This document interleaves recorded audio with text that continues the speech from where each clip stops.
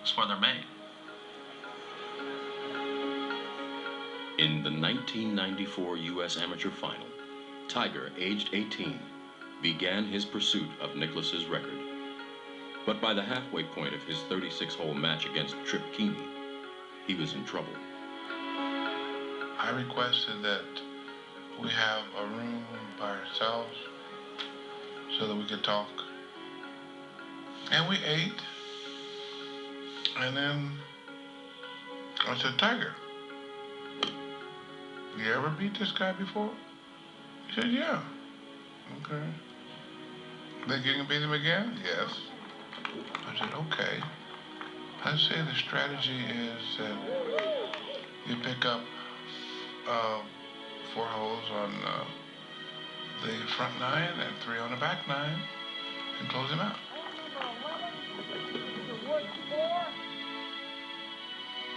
I said, let the legend grow.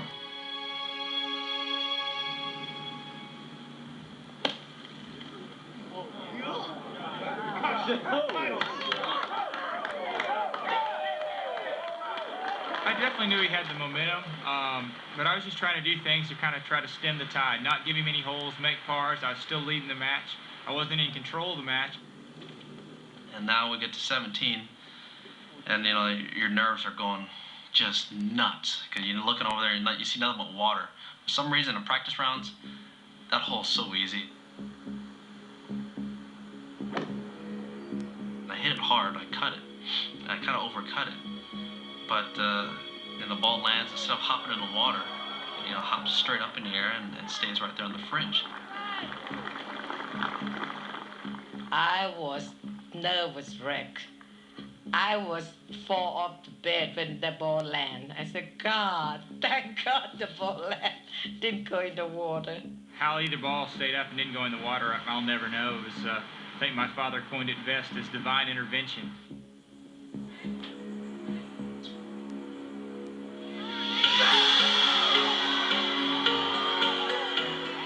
There must have been a hand in it. As it rolls, maybe an inch or two short from coming off the fringe, you'll see the ball actually kick to the right. And I said that is probably the luckiest birdie of all time. And I'm part of the next hole to win by 1.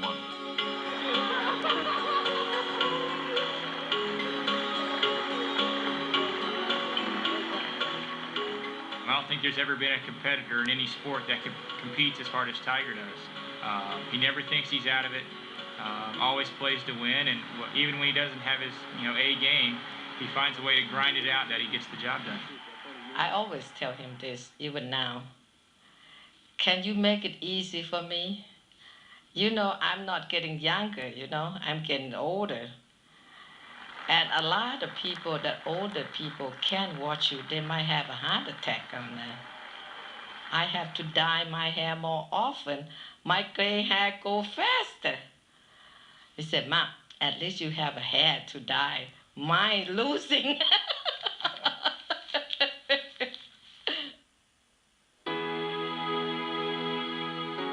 Victory brought Tiger an invitation to the 1995 Masters, and with it, a room to stay in at the hallowed Augusta Clubhouse. Hop back up, I'm looking around and all these doors look the same to me and I'm lost. I'm like, oh boy. I don't want to go back down and make a fool of myself. So I said, okay, I'll find my way back and I'll pick one of these doors. So I open the door and I walk in and said, ooh, what's this? I said, oh my God, I'm in the champion's locker room. So I'm kind of peeking around, looking around and looking at all these names. You got Sam Snead there, you got Nicklaus, you got Palmer, you got Hogan. You've got everybody. I'm looking at all their lockers, the years they won on them. This is cool. Tiger won a second U.S. Amateur in 1995. Victory against Steve Scott in '96 would bring the triple. Coach Butch Harmon had been on Tiger's team for the previous wins, but his man was 5 down at lunch. He was a professional. He was ready to go, and he had everything in place. And there I had my girlfriend caddying for me, and I had no swing coach and no sports psychologist, and it was just me against, a David versus Goliath. I think the thing that I'll remember from that day is just the sound that the ball made coming off the club face. It was more like a bullet coming out of a gun, or just it had that different sound quality than I made or anybody else that I'd really played with made.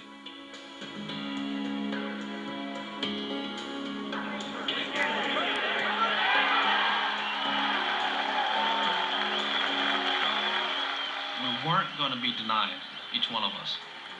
And I got that sense from him, and I'm sure he got that sense from me, that it was my championship, and he's saying the same thing. It's my championship. And the level of golf that we played was phenomenal. We just didn't give an inch, and it was a lot of fun. Scott's resistance was finally broken. You hold a monster putt on the 35th hole. It's a putt that you don't make every day. I mean, playing with your friends for $1 Nassau on the course. I mean, let alone for the U.S. Amateur Championship. And it's just one of those things where he summoned all his powers. It's like he's a superhero from the Marvel Comics.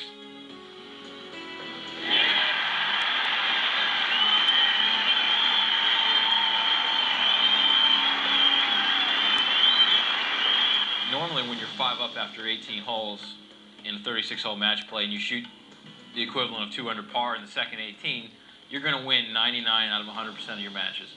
And he shot the equivalent of 7 under in the afternoon. He really put it on me. That amateur I felt was so important in my life because I could lay claim that I have done something no other amateur has ever done in our sport, which is win 3 in a row. You know, Mr. Jones never did that. You know, Jack never did that, and no one ever did that. Not 3 in a row.